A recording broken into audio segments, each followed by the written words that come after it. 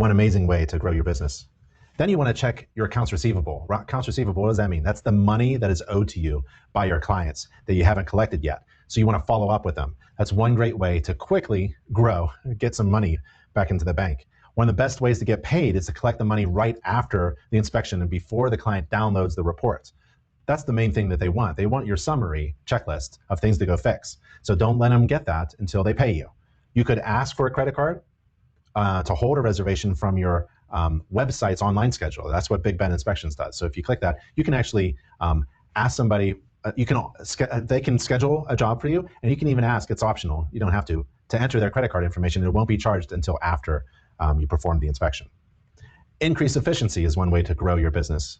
Look at how you or your team of inspectors perform inspections. Are they following a standard checklist on a mobile device? And when you walk around doing your inspection, are you writing the inspection report as you inspect? That's a very efficient way to perform an inspection. You don't waste time doing that. And it helps you reduce your liability as well, because you're following a checklist that you hold in your hand, and your inspectors are doing high quality, standardized inspections. Can they accomplish jobs and tasks more quickly in this way? Yes, they can. So there's two questions you always have to ask as a business owner. What is in the best interest for the company? And can I do this particular thing better?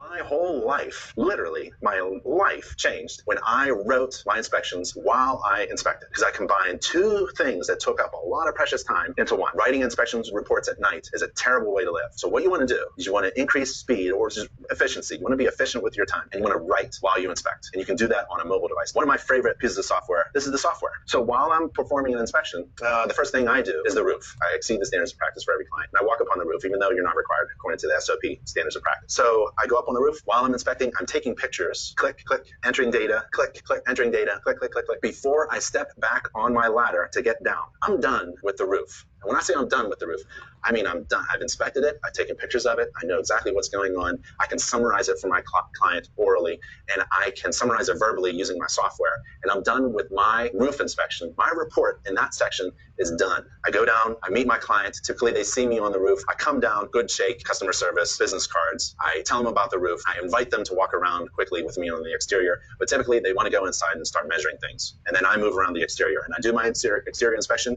and I'm using my mobile device and my digital camera, and I'm writing my inspection report, and it doesn't take longer to do that at the same time. Provide an incredible amount of value, a really great inspection experience, and a great robust report with lots of pictures and lots of video. So we talked about speed coming from mobility. Let's talk about accuracy coming from the standards of practice that you follow in the training. You should put the standards of practice within your software. Why? So that you're not at the inspection guessing what to do, right? You want to increase your speed by being accurate, and you're accurate by following a standards of practice. The standards of practice tells you what to do. Incorporate the standards of practice. Essentially, it's a template, it's a checklist of what to inspect into the report software. It's impossible to make a mistake if you're following the standards of practice and it's on the software that you're using. You want to use the standards of practice to your advantage. It isn't just something to refer to. It isn't just a legal document. It is the foundation of everything you do. It guides your inspection procedure. The first section of the standards of practice is roof. The second section is exterior. Guess what sequence I do my inspections? I do the roof first, exterior second. Guess what is first in my inspection software template?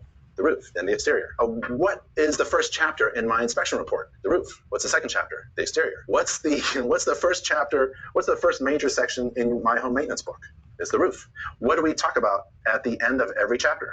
The standards of practice. This is the chapter for roof, and this is the standards of practice summary for the roof. It says the inspector will inspect the roof covering from the ground or eaves, vents, flashing, skylights, chimneys, and other roof penetrations. Inspector is not required to walk on the roof or perform a water test or warrant the roof. Skylights are notorious for developing leaks. Prediction of when, how, or where a leak will develop is beyond the visual scope of a home inspection. This helps me speed up my inspection process because I provide my client with a ton of information that I don't have to convey during my inspection. It's really important to combine mobility, being mobile, writing your inspection report while you're inspecting, and the standards of practice to increase your speed and accuracy. It reduces making mistakes, which costs precious time. And if you're not using mobile software, if you're slow, if you're inefficient, if you're making mistakes, if you're not calculating your fees correctly, if you're wasting your time, you're never going to perform a really good, profitable home inspection. So start with a good foundation. And if you're wondering what a good foundation report checklist is all about, well, we have it. It's at InterNACHI.org/report review.